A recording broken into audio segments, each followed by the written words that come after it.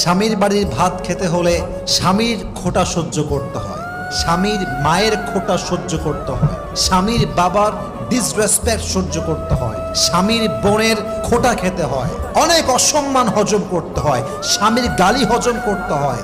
তাই মেয়েরা বলে স্বামীর বাড়ির ভাতের বড় দাম। আমি কথা বলবো, কথা সত্য, তবে একটা কথা অ্যাড করতে হবে।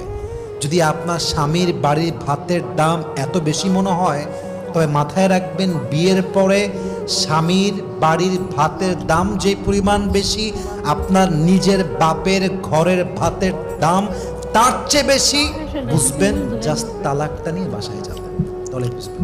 জাস্ট তালাকটা হোক, বাসায় যান, 3 মাস থাকেন, 4 মাস থাকেন, 5 মাস থাকেন, স্বামী নাই তালাক হয়ে গিয়েছে, তখন বুঝবেন স্বামীর বাড়ি ভাতের দাম বেশি নয়, এখন তো মনে হচ্ছে বাপের বাড়ি ভাতের দামই বেশি হয়ে গিয়েছে। ঠিক কিনা বলে?